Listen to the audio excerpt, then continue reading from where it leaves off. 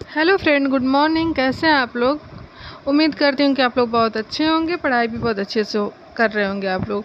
तो हम लोगों ने संधि का पूरा चैप्टर समाप्त कर दिया और उसमें सब कुछ कंप्लीट हो गया था। संधि किसे कहते हैं, संधि कितने प्रकार के होते हैं, और फिर सारी चीज़ें हम लोगों ने पढ़ लिया था। संधि 3 प्रकार के होते हैं: स्वर संधि, व्यंजन संधि, विसर्ग संधि। और स्वर संधि के 5 भेद होते हैं, उसको भी हम लोगों ने पढ़ लिया था। तो कल की क्लास में संधि जो है कंप्लीट हो गया। आज हम लोग पढ़ेंगे हम लोग पढ़ रहे हैं व्याकरण, संपूर्ण हिंदी व्याकरण हम लोग पढ़ रहे हैं, जिसमें से आज का पहला चैप्टर जो है, आज के पहले चैप्टर में मैंने व्याकरण को ही उठाया है कि व्याकरण किसे कहा जाता है, इसकी परिभाषा क्या है, फिर एग्ज़ाम में आने वाले इम्पॉर्टेंट जो क्वेश्चन है उसको लिए हैं। तो चलिए आज की क्लास शुरू करते हैं। उम्मीद करती हूँ कि आप लोगों को क्लास बहुत पसंद आएगा। अगर क्लास पसंद आए तो वीडियो को लाइक कीजिए, शेयर कीजिए, और चैनल पर अगर नए हैं तो सब्सक्राइब कीजिए। चलिए आज इसकी परिभाषा पढ़ते हैं। सबसे पहले कि व्याकरण होता क्या है, व्याकरण क्या होता है, व्याकरण किसे कहा जाता है। तो व्याकरण जो है, व्याकरण वह शास्त्र है जिसके द्वारा हम किसी भाषा को शुद्ध पढ़ना, शुद्ध लिखना तथा शुद्ध बोलना सीखते हैं। व्याकरण के भी 3 प्रमुख अंग होते हैं। व्याकरण के भी 3 प्रमुख अंग होते हैं जिससे मिलकर व्याकरण बना हुआ है। तो 3 प्रमुख अंग जो हैं वह कौन कौन से होते हैं?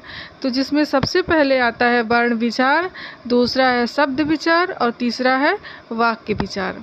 यानी कि व्याकरण के भी 3 प्रमुख अंग हैं। कौन कौन से? वर्ण विचार, शब्द विचार और वाक्य विचार। वर्ण विचार, शब्द विचार, वाक्य विचार। तो इसमें वर्ण विचार क्या होता है? वर्ण विचार, इसके द्वारा हम वर्णों का शुद्ध लेखन करते हैं, शुद्ध उच्चारण करते हैं तथा शुद्ध प्रयोग करना सीखते हैं वर्ण विचार के द्वारा। और जो वर्ण है, वर्ण भाषा की सबसे छोटी इकाई ध्वनि है, इसके टुकड़े नहीं किए जा सकते हैं।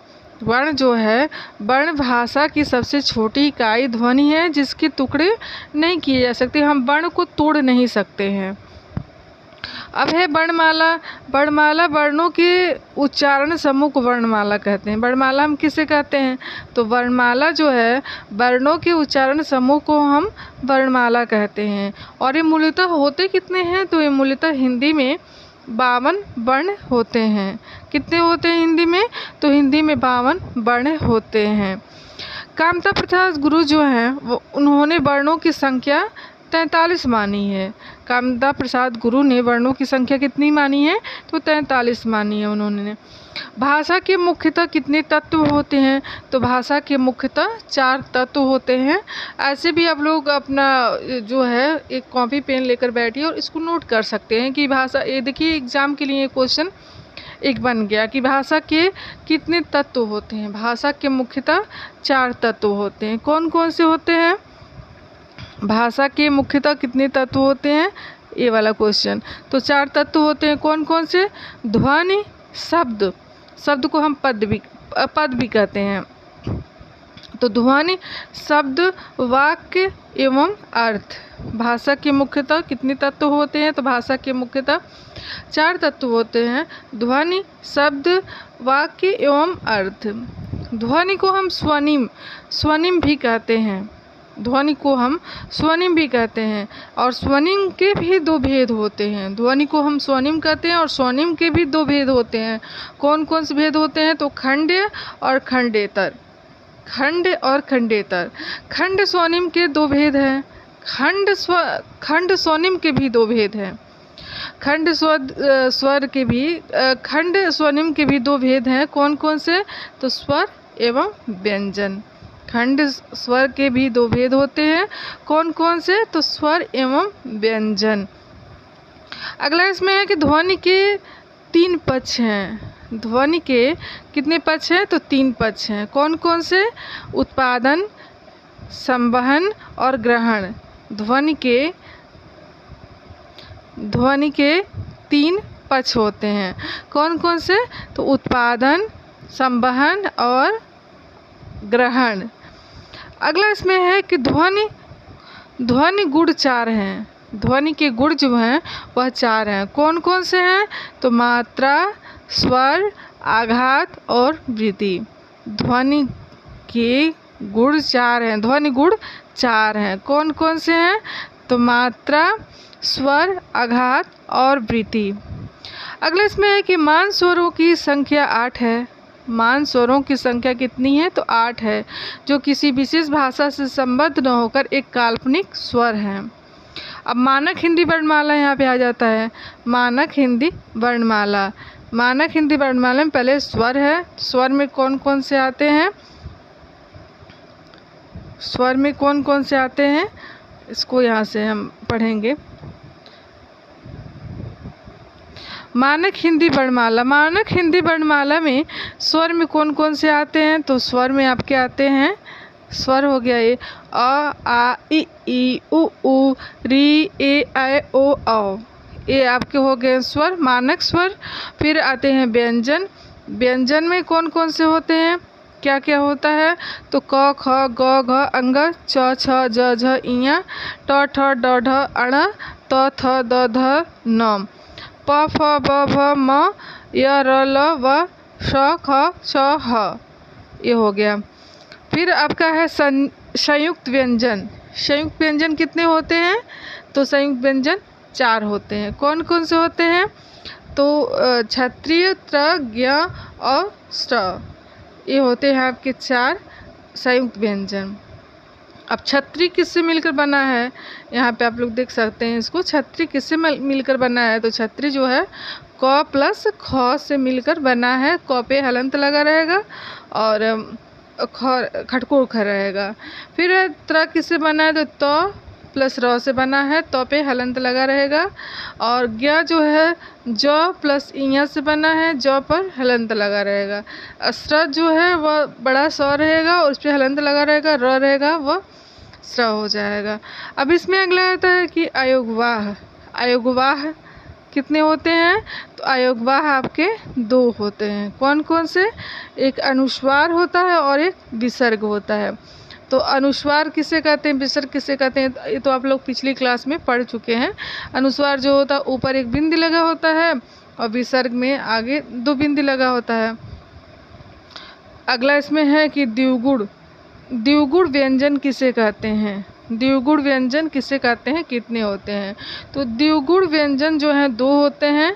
एक ड और ढ, ड और ढ 2 होते हैं। फिर इसमें अगला आता है कि हिंदी के वर्ण, नहीं यहाँ से नहीं आएगा। हाँ, अब अगला इसमें आएगा कि हिंदी के वर्ण। हिंदी के वर्ण जो होते हैं वो कितने होते हैं? तो हिंदी के वर्ण 2 होते हैं। एक स्वर वर्ण, दूसरा व्यंजन वर्ण। एक स्वर वर्ण होता है, एक दूसरा व्यंजन वर्ण होता है। तो स्वर वर्ण किसे कहते हैं? स्वर उन वर्णों को कहते हैं जिसका उच्चारण बिना किसी अवरोध के अथवा बिना किसी विघ्न बाधा के होता है। उन्हें हम हिंदी में स्वर वर्ण कहते हैं। और इनकी संख्या कितनी होती है? तो इनकी संख्या 11 होती है। स्वरों की संख्या हिंदी में कितनी होती है? 11 होती है। अगला इसमें है कि डॉक्टर भोलानाथ तिवारी के अनुसार स्वरों की संख्या 10 है, क्योंकि वे री को स्वर नहीं मानते हैं। ये भी क्वेश्चन बन सकता है कि डॉक्टर भोलानाथ तिवारी के अनुसार स्वरों की संख्या कितनी है? तो डॉक्टर भोलानाथ तिवारी के अनुसार स्वरों की संख्या 10 है। फिर है स्वर वर्ण। स्वर वर्णों को भी हम 3 भागों में विभाजित कर सकते हैं और 3 भागों में विभाजित करके इसको समझ सकते हैं। पहला इसमें आएगा हर्ष स्वर, दूसरा आएगा दीर्घ स्वर, तीसरा आएगा संयुक्त स्वर। हर्ष स्वर में क्या क्या आएगा? तो इसमें आएगा अ, ई, उ और री। और दीर्घ ये हो गया आपका हर्ष स्वर। दीर्घ स्वर में कौन कौन से आएगा? तो दीर्घ स्वर में आएगा आ, ई, उ। मतलब दीर्घ में बड़ा जो है, बड़ा स्वर है वो आएगा। फिर संयुक्त स्वर है। संयुक्त स्वर में कितने आएंगे? तो 4 आएंगे। ए, ऐ, ओ, औ। आपका संयुक्त स्वर हो जाएगा। फिर यहाँ पे स्वरों का वर्गीकरण किया गया है। तो स्वरों का वर्गीकरण जो है हम 4 भागों में विभाजित करके कर सकते हैं। मात्रा के आधार पर, जीभ के प्रयोग के आधार पर, ओठों की स्थिति के आधार पर, नाक और मुंह से निकलने के आधार पर। तो मात्रा के आधार पर स्वर के कितने भेद होते हैं? तो मात्रा के आधार पर स्वर के जो भेद हैं वह आपके हो जाएंगे 3 भेद। मात्रा के आधार पर स्वर के जो भेद हैं वह हो जाएंगे 3 भेद हो जाएंगे। कौन कौन से हो जाएंगे? तो इसमें है आपका हर्ष स्वर या मूल स्वर, जिसे हम हर्ष स्वर भी कर सकते हैं और मूल स्वर भी कर सकते हैं। तो जिसमें आपका आ जाएगा ए वाला अ, ई, उ, री, ये आ जाएंगे। चाहे हर्ष स्वर कहिए या मूल स्वर कहिए, दोनों कहा जाता है इसको। तो इसमें आपके 4 आ जाएंगे अ, ई, उ, री। दूसरा इसमें है दीर्घ स्वर या द्विमात्रिक स्वर। दीर्घ स्वर या द्विमात्रिक स्वर। तो इसमें क्या क्या आएगा? इसमें आएगा आ, ई, उ, ए, ऐ, ओ, औ। फिर इसमें तीसरा आएगा प्लुत त्रिमात्रिक स्वर। प्लुत त्रिमात्रिक स्वर। इसमें क्या आएगा? ओम। ओम ऐसे बना रहता है, ऐसे यस की तरह से बना रहता है, ओम, ये आ जाएगा प्लुत या त्रिमात्रिक स्वर। अगला इसमें है कि जीभ के प्रयोग के आधार पर। तो जीभ के प्रयोग के आधार पर भी स्वर के 3 भेद होते हैं। जीभ के प्रयोग के आधार पर भी स्वर के 3 भेद होते हैं। पहला इसमें आएगा आपका अग्रस्वर, पहला इसमें आपका आ जाएगा अग्रस्वर, दूसरा मध्य स्वर, तीसरा पश्च स्वर। तो जो अग्रस्वर है, अग्रस्वर में आएगा ई, ई, ई, ई, ए, ऐ। मध्य स्वर में आएगा अ, पश्च स्वर में आएगा आ, उ, ओ, औ। यानी कि जो अग्रस्वर है वो जिह्वा जो हमारी होती है उसके अगले भाग से होता है। मध्य स्वर जो है वो हमारी जिह्वा के मध्य भाग से यानी कि बीच के भाग से होता है। पश्च स्वर जो है वो हमारी जिह्वा के पिछले भाग से होता है। फिर तीसरा इसमें है कि आपका ओठों की स्थिति के आधार पर। ओठों की स्थिति के आधार पर। तो ओठों की स्थिति के आधार पर स्वर के जो भेद हैं वह 2 भेद होते हैं। ओठों की स्थिति के आधार पर स्वरों के कितने भेद होते हैं? तो 2 भेद होते हैं। कौन कौन से होते हैं? तो एक आपका हो जाएगा आवृत्तमुखी और दूसरा वृत्तमुखी। तो आवृत्तमुखी में आपके आ जाएंगे अ, आ, ई, ए, ऐ। और वृत्तमुखी में आएंगे उ, ओ, औ, आ, ये हो जाएंगे। फिर आपका चौथा इसमें है कि मुख्य विवर के आधार पर स्वरों के जो भेद हैं वो 4 भेद किए गए हैं। मुख्य विवर के आधार पर स्वरों के 4 भेद किए गए हैं। तो कौन कौन से किए गए हैं? ई, उ, अर्ध समवृत्त के आधार पे जो वर्गीकरण किया गया वो हो जाएगा इसमें ए, ओ। अर्ध विवृत्त के आधार पे अ, ए, अ, ऐ, ओ, अ, ऐ, औ, आ। विवृत्त के आधार पे आ हो जाएगा बस। फिर पांचवा है नाक और मुंह, यानी कि वायु के आधार से निकलने के आधार पर किया गया है। तो इसके आधार पर 2 वर्गीकरण किया गया है, 2 भागों में विभाजित किया गया है। पहला अनुनासिक स्वर और दूसरा है निर्नुनासिक स्वर। तो अनुनासिक स्वर में आ जाएगा अ, आ, ई, आदि। इसमें बिंदी लगा रहेगा, एक बिंदी ऊपर लगा रहेगा। और निर्नुनासिक स्वर के अंतर्गत अ, आ, ई आदि आएगा, इसमें बिंदी ऊपर नहीं लगा रहेगा। फिर इसमें संपृक्त ध्वनियाँ हैं। तो संपृक्त ध्वनियाँ 2 व्यंजनों के योग से निर्मित, जैसे कि कंबल हो गया। यहाँ क और ब ध्वनियों के साथ म ध्वनि संपृक्त हुई है। दूसरे इसमें है युग्मक ध्वनियाँ। तो युग्मक ध्वनियाँ जब एक ही ध्वनि का द्वित्व हो जाए, जैसे कि दिक्कत, एक ही ध्वनि जो है 2 बार आया है और यहाँ पे द्वित्व हो गया है, तो ये ध्वनियाँ अधिकतर शब्दों के मध्य में आती हैं। फिर इसमें अक्षर है। अक्षर किसे कहते हैं? तो अक्षर जो है, अक्षर को भी 2 भागों में विभाजित किया गया है, बांटा गया है। एक है बद्धाक्षर और दूसरा है मुक्ताक्षर। तो बद्धाक्षर में आएगा इसकी अंतिम ध्वनि व्यंजन होती, जैसे कि नाम, आप, लेकिन इस पर हलंत लगा रहता है। दूसरा इसमें मुक्ताक्षर, इसकी अंतिम ध्वनि स्वर होती है, जैसे कि खा, खा, जा, ना, पा, ये सारी चीज़ें जो हैं वो हो जाएंगे मुक्ताक्षर। इसमें जैसे कि हलंत नहीं लगा रहेगा, ये स्वर का अंतिम स्वर रहेगा, जैसे कि आ का मात्रा यहाँ पे लगा हुआ है। ये सब जो है इतना नहीं वो है। फिर इसमें आपका आ जाएगा कि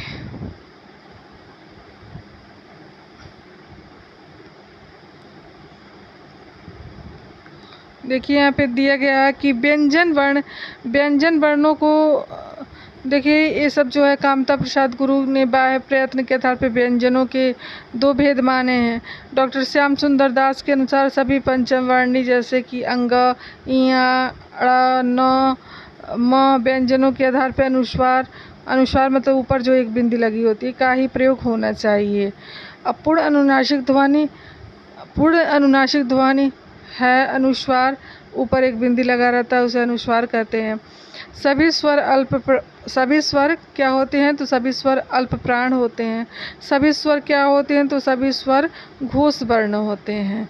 फिर अगला इसमें है व्यंजन वर्ण। व्यंजन वर्ण किसे कहा जाता है तो व्यंजन वर्ण जिन वर्णों के उच्चारण स्वरों की सहायता से होता है उसे हम क्या कहते हैं तो उसे हम व्यंजन वर्ण कहते हैं। व्यंजन वर्ण किसे कहा जाता है तो जिन वर्णों का उच्चारण स्वरों की सहायता से होता है उसे हम व्यंजन वर्ण कहते हैं।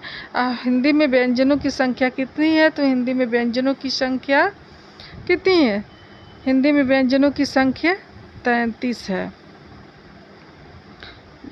उच्चारण की दृष्टि व्यंजन का वर्गीकरण यहाँ पे किया गया है। तो पहले स्थान होगा, फिर प्रयत्न होगा, फिर स्थान, फिर प्रयत्न। अब इन प्रयत्न को भी इतने भागों में 3 भागों में विभाजित किया गया है, जैसे कि श्वास के कंपन के आधार पे, श्वास की मात्रा के आधार पे, श्वास के अवरोध के आधार पे।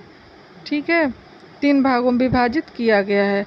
अब अब देखिए श्वास के कंपन के आधार पे 2 भागों में विभाजित किया गया है, अघोष, सघोष। श्वास की मात्रा के आधार पे 2 भागों में विभाजित किया गया, अल्प प्राण, महाप्राण। और श्वास के अवरोध के आधार पे इसको इतने भागों में विभाजित किया गया है। तो इसको आप लोग समझ सकते हैं आसानी से यहाँ पे कि कितने भागों में किसके द्वारा विभाजित किया गया, किसके आधार पे विभाजित किया गया है।